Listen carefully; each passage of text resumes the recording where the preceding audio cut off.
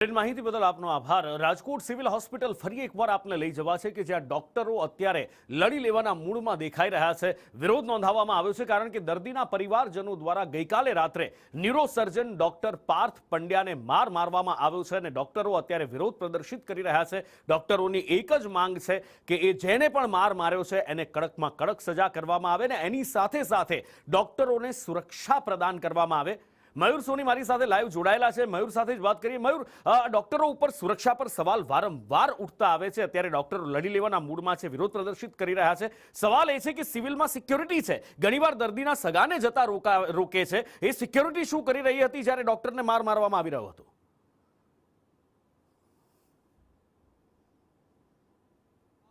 સૌથી મોટો સવાલ સિવિલ હોસ્પિટલની અંદર તેના સિક્યુરિટી અને સિક્યુરિટીના ઇન્ચાર્જને લઈને છે, કારણ કે ન માત્ર દર્દીના સગા પરંતુ અહીંયા જ્યારે મીડિયાની ટીમો આવે છે તો તેમને પણ સિક્યુરિટી રોકે છે, તેમને પણ અંદર નથી જવા દેતા। જે પ્રકારે મેડિકલ કાઉન્સિલનો હુકમ છે કે સિવિલ હોસ્પિટલની અંદર એક પણ પ્રકારના અનિચ્છિત વ્યક્તિ ના હોવો જોઈએ, મીડિયા પણ તેનું પાલન કરે છે। જ્યાં સુધી મંજૂરી ના હોય ત્યાં સુધી મીડિયા પણ અંદર નથી જતું, પરંતુ અહીંયા તો દર્દીનો સગો પહોંચે છે અને એ જ સગો છે એ ડૉક્ટર ઉપર કાળ બનીને ત્રાટકે છે, તેને મારે છે। અહીંયા મોટા પ્રમાણની અંદર લેડીઝ ડોક્ટરો છે એ પણ અનેક વખત ફરિયાદ કરી ચૂક્યા છે કે તેમની સાથે અભદ્ર વર્તન છે ડોક્ટરોની સાથે, તેમની સાથે પણ થાય છે। બેન, જે પ્રકારે આખી ઘટના ઘટી છે, તમે શું કહેશો? તમે તો સિનિયર ડોક્ટર છો, આ પ્રકારની ઘટના મહિલાની સાથે થાય તો શું થાય?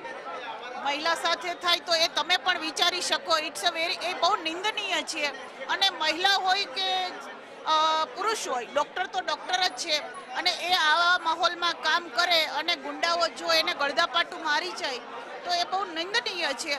અને અમારો આ જે પ્રશ્ન છે એ અમે ઉપલા લેવલ સુધી એ જ રજૂઆત કરીએ છીએ કે આવા ભયવહી માહોલમાં કામ કરવું બહુ અઘરું છે અને શું કારણ છે કંઈ પણ છે, પણ તમે એક ડૉક્ટર ઉપર જો ગળદાપાટું મારો તો તમારા દેશમાં આગળ બીજાની કોની સિક્યોરિટી છે?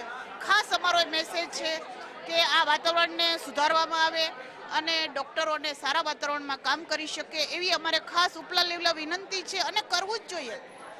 ડોક્ટરો છે દર્દીની સેવા કરતા હોય છે, દિવસ રાત જોયા વગર સાજા થવા માટે કામ કરતા હોય છે, એનો બદલો આ પ્રકારે દર્દીના સગા આપે, કઈ રીતે ચાલે? એમ નહીં, એ જ અમારું કહેવાનું છે કે દરેકને આ વસ્તુની સમજ છે કે અહીંયા જે ડૉક્ટર આવે છે એ કોઈ પણ માહોલમાં માંદા સાજા, અને તમે એક તો વિચાર કરો કે ડૉક્ટર છે, કોઈનો દીકરો છે, દીકરી છે, કંઈ પણ છે, અને આવા વાતાવરણમાં એક હાઈ જે કહેવાય વ્હાઇટ કોલર જોબવાળા જો ડૉક્ટરો, જેને આપણે ભગવાન પછીનો બીજો દરજ્જો આપીએ છીએ, એને જો ગળદાપાટું મારી શકીએ તો નાના માણસોની કોઈ સિક્યોરિટી આ દેશમાં હોય એવું લાગતું નથી। ડોક્ટરો કહી રહ્યા છે કે તેમની સુરક્ષા નથી, પરંતુ નાના લોકો છે એ પણ અત્યારે અસુરક્ષિત છે, કારણ કે જો ડોક્ટર દરજ્જાના લોકો છે, નર્સ છે, એ તમામ લોકો જ્યારે આ પ્રકારની સ્થિતિની અંદર પહોંચી જતા હોય છે ત્યારે આપણે અન્ય જે સિનિયર પ્રોફેસર ડોક્ટર ડોડિયા છે તેમની સાથે વાત કરીએ। સર, જે પ્રકારની આખી ઘટના ઘટી, માગણી તો છે કે ડોક્ટરોની, નર્સની, મેડિકલ સ્ટાફની સિક્યુરિટી વધારવી જોઈએ, પરંતુ સિવિલ હોસ્પિટલમાં તો સિક્યુરિટી ઓલરેડી છે જ, છતાં પણ આવું કેમ થયું? પ્રશ્ન સિક્યુરિટીની બાબતમાં આપણે કરતા જે લોકો દર્દીઓના સગા બનીને આવે છે ને અહીંયા પોતાનું શાસનનો કંઈ ભાવ ભૂલીને પોતે જાણે સર્વ હોય એવી રીતનું વર્તન કરે છે, એની સાથે આ વાંધો છે। ગુંડાઓની સામે લડતા તો અમને પણ આવડે છે, અમે પણ લડી શકીએ, પણ આ દર્દીના સગાઓ અમારા દર્દીઓને સરખા કરો, અમને એ આગળ લાવીને અમારી પાસે આવીને પછી ઢીલું પોચું જોઈ અને અમને જે સોફ્ટ ટાર્ગેટ સમજીને મારે છે એની સાથે વાંધો છે। અમે કઈ બધાને ગુંડા ગણતા નથી, બધાને આવારા તત્વો ગણતા નથી। મને એ બાબતમાં મારે વ્યક્તિ સાથે કોઈ સંબંધ નથી, મારે શાસન જોઈએ કાયદાનું। મારી સિવિલ હોસ્પિટલની અંદર અમારા ડોક્ટરનો વાંક હોય તો એને પણ અમે કહીએ, એને પણ ફરિયાદ કરો, એનો પણ નિકાલ થવો જોઈએ, પરંતુ મારીને કાયદાનું શાસન હાથમાં લઈને એ ચલાવી નહીં લેવાય।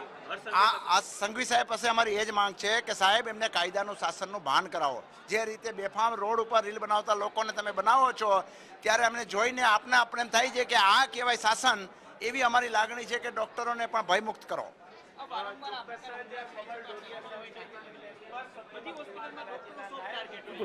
બિલકુલ, અને એટલા મને કારણ જ છે કે અમે દર્દીના સગાઓને દર્દીની જેમ જ દયાથી સમજવાનો પ્રયત્ન કરતા હોય છે, એની સાથે પૂરેપૂરા કાયદાથી અમે અમુક લોકોએ જ આવવાનું હોય છે, આ રીતે જ બેસવાનું હોય છે, છતાંય અમે જવા દઈએ કે ભાઈ દુઃખી